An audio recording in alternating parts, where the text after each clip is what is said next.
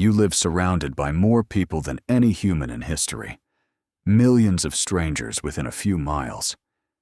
Yet you have never felt more alone. Something does not add up. And the answer isn't really about you at all. In 1968, a scientist named John B. Calhoun built a paradise. It was a metal box, 9 feet square. Food, unlimited. Water, unlimited. No predators, no disease, no weather. He called it Universe 25. He filled it with 8 mice. Then he waited. For a while, it worked exactly as you'd expect. The population exploded. More food than they could eat. More space than they needed. By day 315, over 600 mice called the box home. It should have kept growing forever. It didn't. Something started to break. Not from hunger, not from cold, from crowding itself. Male mice stopped defending territory. Some withdrew completely, sitting alone, grooming themselves for hours, doing nothing else. Calhoun had a name for them. He called them the beautiful ones. Perfectly fed, perfectly safe, completely disengaged from life around them. Sound familiar yet? Female mice stopped nesting properly. Some abandoned their young mid-birth. Aggression spiked in pockets, then collapsed into apathy everywhere else. Calhoun called the whole unraveling a behavioral sink. Too many bodies, not enough meaning. And here's the part that should make you sit up. Food was never the problem. Space, technically, was never the problem either. The mice had room to move. What they didn't have was room to matter. By day 600, births had stopped entirely.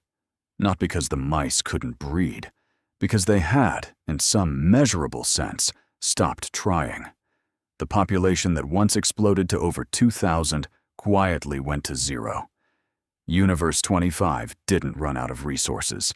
It ran out of purpose. Now here's the question you're probably already asking. Are you a mouse in a box? Not literally, obviously. But the mechanism Calhoun documented wasn't really about crowding in square feet. It was about social density. How many meaningful roles can exist before the roles run out? In the box, there were only so many territories to defend, so many mates to court, so many ways to be needed. Once those slots filled up, the extra mice weren't short on food. They were short on function. You live in cities of 10 million people and know maybe 30 of them by name. That's not an accident of modern life. That's the behavioral sink, running quietly, in slow motion, on a species that can talk about it. Decades after Calhoun, a biologist named Robert Sapolsky spent years studying wild baboon troops in Kenya. He found something eerily similar, just without the metal walls. In overcrowded, hierarchy-obsessed troops, stress hormones stayed elevated constantly, even in baboons, who were never directly threatened. Just being surrounded, just competing for rank in a group too dense to actually know, was enough to wear a body down. Crowding didn't need violence to cause harm. Proximity without connection was harm enough. You felt this. Think about the last time you rode an elevator packed with strangers. You didn't feel closer to anyone. You felt smaller, surrounded, and somehow more alone for it. In 2023, the U.S. Surgeon General, Vivek Murthy, released a report that read, "Less like public health policy, and more like a follow-up to Calhoun's cage." Loneliness, he wrote, had become a health crisis on the scale of smoking a pack of cigarettes a day. Not because people had less contact. Most people alive today have more contact than any generation before them. But contact isn't the same as connection. You can be pinged by 200 people before breakfast and still feel like one of Calhoun's beautiful ones, groomed, fed, and entirely alone. So what actually broke inside that box? It wasn't space, it was role. A mouse needs to defend something, raise something, belong to something smaller than the whole crowd. Take away the role, and the mouse doesn't rebel.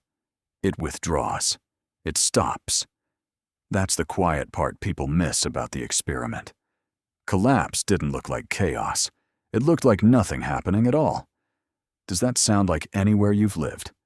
Think about your own week.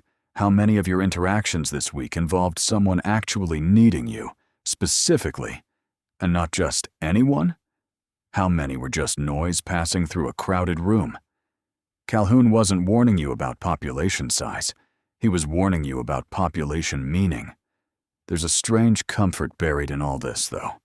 The mice never chose disconnection because it satisfied them.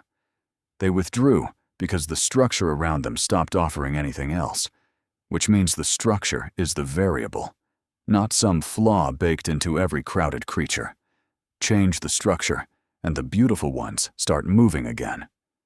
Some later researchers pushed back on Calhoun's more dramatic conclusions, arguing the box itself was a flawed model of real societies, too artificial, too total. Fair point.